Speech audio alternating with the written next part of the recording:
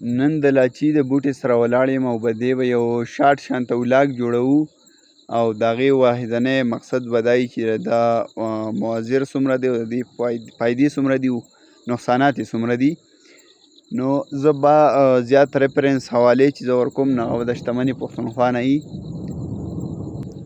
د کوم لیکوال چې مولانا خانزیب شهید رحمت الله علیه دی.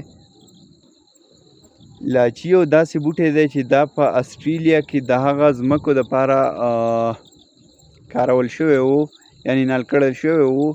په کومې چې جابې ځمکې وي د هغې د اوبو د کیپیسټي چې مطلب په های مقدار یا په ډېر مقدار کې دا اوبه جذب کوي د هغې دپاره دا کارول شوی و.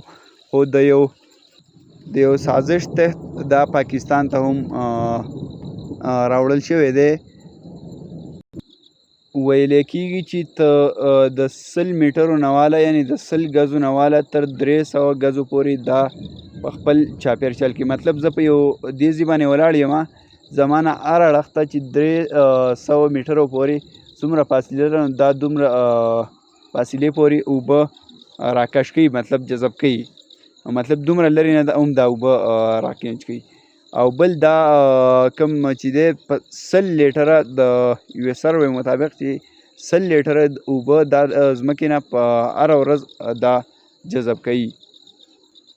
او د دې سمیل یعنې بوی لکه موږ راشو نو څه ښه شان سمیل نه وي، مطلب بد لګي، انسان دغه نه فیل کوي. او کوم دا پاڼه چې کومه ده نو دا زهرجن شانته پاڼه ده، لکه مطلب خاص سپیده د دې بوټي نشته ما سوای د خشاک.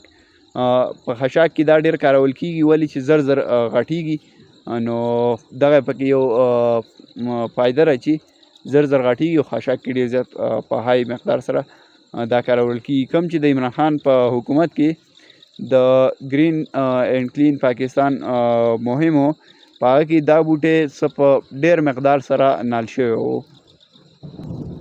او د دې بوټي د مین وجه دا ده چې هغې کې د فارسټ کوم ډپارټمنټ محکمه ده نو هغې ته په های واپر مقدار کې د کمیشن ترلاسه کولو یو غټه وجه جوړېدلی شي، دغه یو غټ سبب دی. او که چېرته موږ د دې په سوري باندې خبره وکړو نو سوری هم دومره کارآمد نه دی څنګه چې زموږ د خپلو نورو بوټو سوري ډېر زیات کارآمد دي، لکه خونان شو، غوزان شو یا داسې بلا نور بوټي هم کېدلی شي. نو واحدنی مقصد مې د خبرې دا و چې دا بوټی یو زهرجن بوټی دی، د دې څه خاص فایده نشته دی، نقصانات یې ډېر زیات دي.